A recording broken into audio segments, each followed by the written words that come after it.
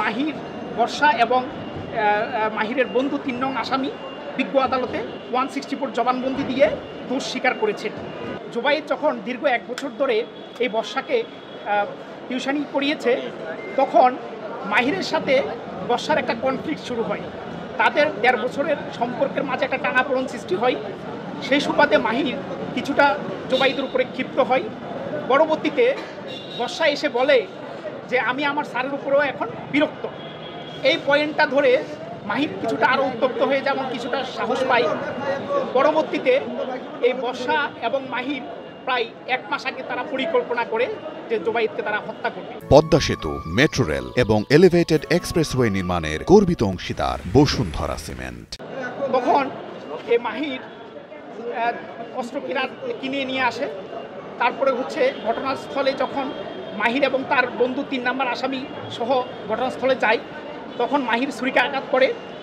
তখন বর্ষা দাঁড়িয়ে দাঁড়িয়ে সেটা দেখেছিল। এই ঘটনার ফ্যাক্ট থেকে বিজ্ঞ আদালতে 164-এর জন্য আবেদন করা হয়েছে এবং 164-এ মাহির, বর্ষা এবং মাহিরের বন্ধু 3 নং আসামি বিজ্ঞ আদালতে 164 জবানবন্দি দিয়ে দোষ স্বীকার করেছেন।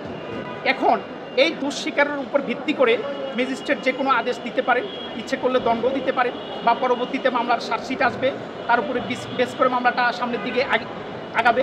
আমরা চাই, যেহেতু এটা একটা চাঞ্চল্যকর ঘটনা, এই মামলার যাদেরকে সাক্ষী করা হবে, 161 নেওয়া হবে, চার্জশিট তৈরি করা হবে, সকল আইনের প্রসিডিউর সুন্দরভাবে মেনটেন করে এই মামলাকে প্রসিড হতে হবে, যেন ভবিষ্যতে ট্রায়াল ফেস করতে গিয়ে আমরা যেন কোনো সমস্যার সম্মুখীন না হই।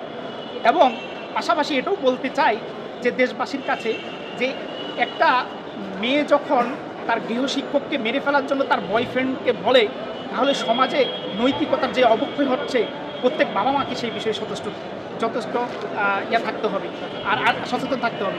আর এখানে আরেকটা বিষয় আমরা একটা মিডিয়ার কাছে বলছি, যে হয়তো পরবর্তী তদন্তের সময় এটা বেরিয়ে আসবে, যে সবাই দাবি করছে যে ওখানে একটা হেলমেট ছিল, ওই হেলমেটটা জব্দ তালিকায় যেন আনা হয়, যদি না আনা হয় সেটার জন্য আমরা কাজ করব।